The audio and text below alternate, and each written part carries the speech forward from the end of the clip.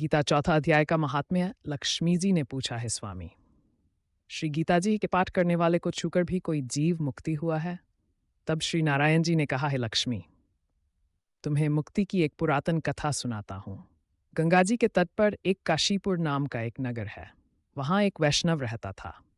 वह नित्य गंगा स्नान पर श्री गीता जी के चौथे अध्याय का पाठ करता था। एक दिन साधु वहाँ बैठ गया और बैठते ही उसको निद्रा आ गई।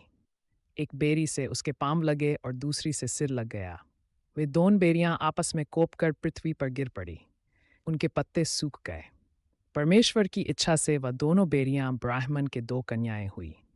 फिर ब्राह्मण के घर जन्म लेकर उन दोनों कन्याओं ने तपस्या करना आरंभ कर दिया। जब वे दोनों बड़ी हुई तब उनके माता पिता ने कहा, हे पुत्रियों, अब तुम्हारा विवाह करते हैं। तब उन्होंने माता पिता से कहा, हम विवाह नहीं करेंगे। उनको अपने पिछले जन्म की खबर थी। उन्होंने कहा, हमारी एक यही अभिलाषा है कि वह साधु हमें पुण्य दर्शन दें जिसके स्पर्श करने से हमें अधम देह से छुटकारा मिला, और ये देह मिली, वह मिले तो बड़ा अच्छा हो। यह विचार कर उन दोनों ने माता पिता को तीर्थ करने की आज्ञा मांगी। तब माता पिता ने उन्हें तीर्थ यात्रा की आज्ञा दी। तीर्थ यात्रा करती करती वह बनारस पहुंची तो वहां जाकर देखा कि वह तपस्वी बैठे हैं जिनकी कृपा से हम बेरी की देह से छूटी हैं। तब उन दोनों कन्याओं के चरण वंदना की।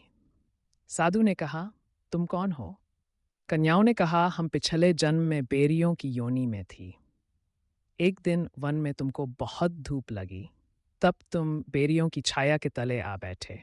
लंबासन होने से एक बेरी से आपके चरण लगे और दूसरी बेरी से सिर लगा, तो उसी समय हम बेरी की योनि से मुक्त हो गई। अब हमने ब्राह्मण के घर में जन्म लिया है और बहुत सुखी हैं। आपकी कृपा से ही हम मोक्ष को प्राप्त हुए।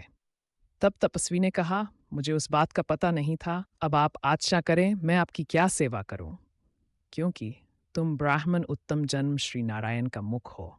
तब उन कन्याओं ने कहा कि आप हमको श्री गीता जी के चौथे अध्याय का फल प्रदान करो, देव देही पाकर सुखी होवें। तब उस तपस्वी ने उन्हें गीता जी के चौथे अध्याय का पाठ का फल दिया। फल के देते ही आकाश से विमान आए।